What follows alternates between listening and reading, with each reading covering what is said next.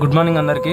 ఎస్ఎస్జిడి ఆన్సర్కి అంటే 2025 ఆన్సర్కి ఎవరైతే చూసుకున్నారో వాళ్ళు రన్నింగ్ అనేది ప్రాక్టీస్ చేయండి.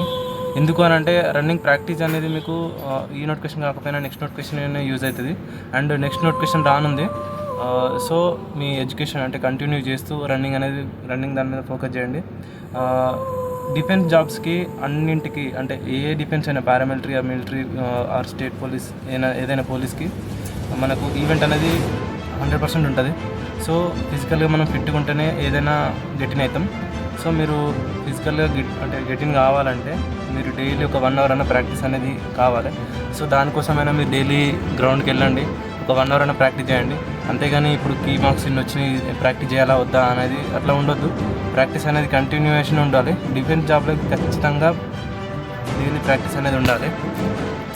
రిజల్ట్ వచ్చినాకనే ప్రాక్టీస్ చేస్తా, కీ వచ్చిన తర్వాత అంటే మీకు మార్క్స్ క్వాలిఫై అయితేనే ప్రాక్టీస్ చేస్తా అని అనుకుంటే that is not correct. And తర్వాత ఏం జరుగుతుందో అని ఆలోచించి ఇప్పుడు మీరు ప్రజెంట్ ఉన్న టైం వేస్ట్ చేసుకుంటారు. సో అదంతా అనవసరం. మనకు కావాల్సింది మనం ప్రజెంట్ ఇప్పుడు మన ఎఫర్ట్స్ అనేది 100% పెట్టాలి. తర్వాత దాని సక్సెస్ అనేది దానికి అదే వస్తుంది, ఖచ్చితంగా వస్తుంది, ఎందుకు రాదు.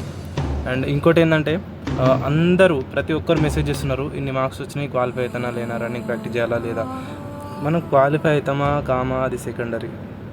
ప్రజెంట్ మనం రన్నింగ్ ప్రాక్టీస్ చేయాలి, మన స్టడీస్ ఫోకస్ చేయాలి. ఒక మార్క్తో ఫైనల్ లిస్ట్లో ఒక మార్క్తో పోతుంది కావచ్చు. ఇప్పుడు అన్ని వెళ్తావు, నువ్వు రన్నింగ్ అయిపోయింది, ఫైనల్ లిస్ట్లో నేను ఒక 1 మార్క్తో పోతుంది, అప్పుడు ఇంకా బాగా ఘోరంగా ఉంటుంది. సో మీ ప్రాక్టీస్ అనేది ఈక్వల్గా ఉంటే నెక్స్ట్ నోటిఫికేషన్ అనేది చూస్తుంది. సో మీరు చదువు అనేది నెక్స్ట్ నోటిఫికేషన్కి యూజ్ కావాలనుకుంటే అండ్ మీ రన్నింగ్ అనేది కూడా యూజ్ కావాలంటే మీరు ప్రాక్టీస్ అనేది ఎప్పుడు అంటే లైక్ ఒక ఈక్వల్ వేలో ఉండాలి. సో మీరు ప్రాక్టీస్ చేయండి. Thank you for watching. జై హింద్. నెవర్ గివ్ అప్ అండి.